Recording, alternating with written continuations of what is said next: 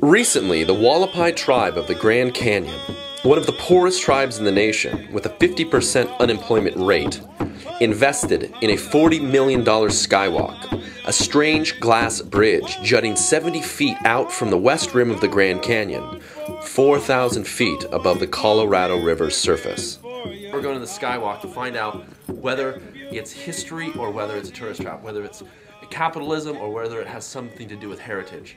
This is in the middle of nowhere, man. No one is ever gonna come to this. The people that are coming out to the skywalk have to be really committed. Look at this. Look at in front of us. There's planes landing. Oh my God. There's choppers landing. There's a giant bus. There's a tour bus. Grand Canyon West, land of the Hualapai Nation.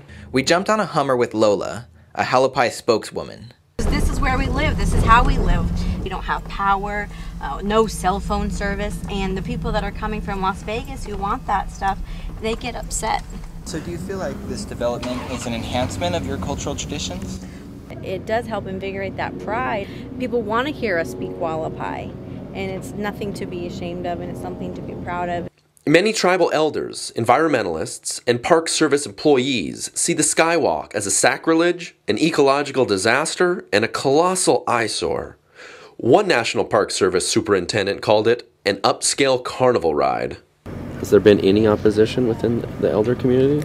Nobody wanted thousands of people to come out and litter and smoke, but it was an opportunity to welcome people into Hualapai.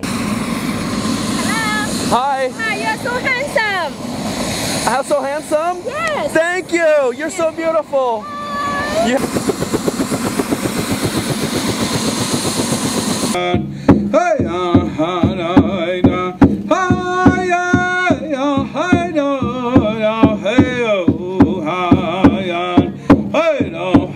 I guess we're gonna go get on a boat trip down that muddy Colorado.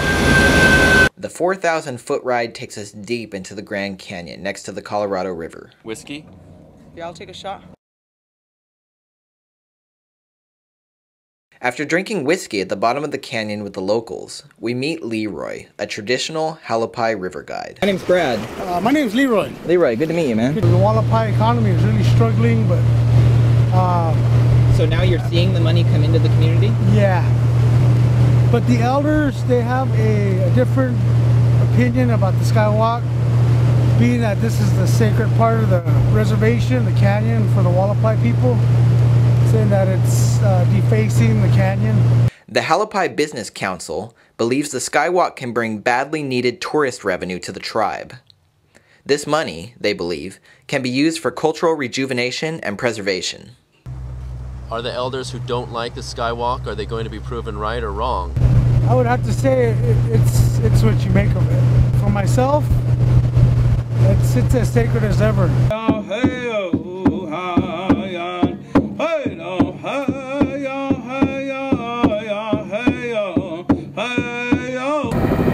Thanks a lot for the ride, man.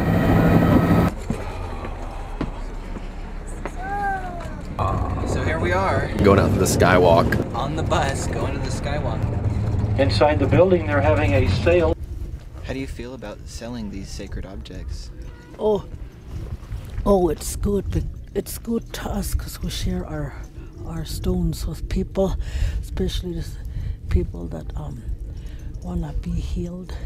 So does it bother you to sell these things to tourists? It does, because it feels like I'm begging for money, but I'm not. I'm trying to make a living. Behind me is the skywalk. This is all going to become a giant resort. Is the development ever going to end?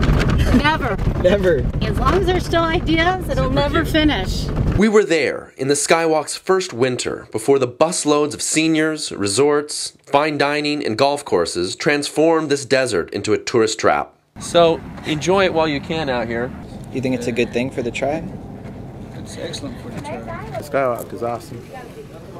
One Brazilian woman hated it. How's your experience at the skywalk been? Horrible.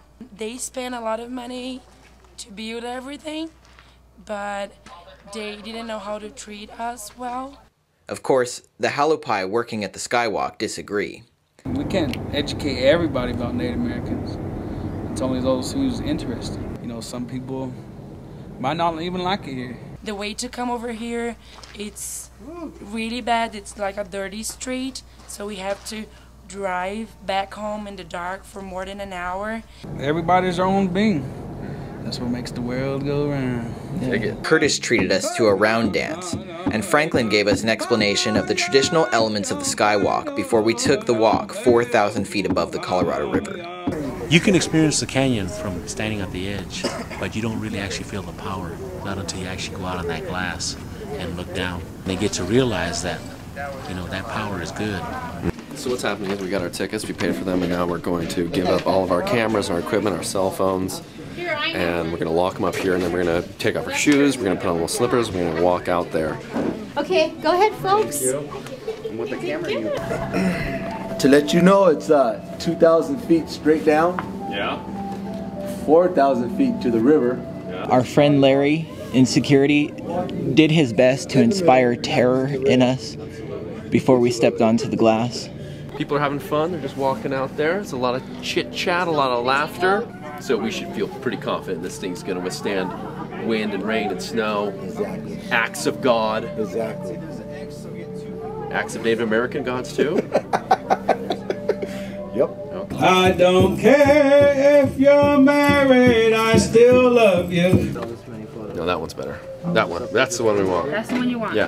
Look at that. Can I see? We just got off the Skywalk. It was off the hook, totally bizarre. A little scary, not too bad though. Did you have fun? Yeah. Cool. I had fun. The development itself is completely outrageous and ridiculous, and I hate it. But the people here are making it wonderful. The people who work with the tribe are making this a good experience, and I just hope that doesn't change. All the native people that we've been speaking to are completely authentic in their concern that this remains traditional and the money goes back to the tribes. I'm feeling pretty insignificant standing on the edge of this canyon. By the end of the experience, we recognize that tribes have a right to economic sovereignty. They have the right to make money from their closeness with nature, even if that means changing nature in a very contemporary way. Like sitting on the rim of the Grand Canyon, heritage tourism is a dangerous undertaking, where traditions are sold for the hopeful economic benefit of the people. We saw that traditional places have a spiritual power as well as an economic power that, if tapped, can rejuvenate traditional practices. The challenge is to make sure that the environment and the traditional spirit remain intact throughout the boom and bust of cowboy and Indian tourism.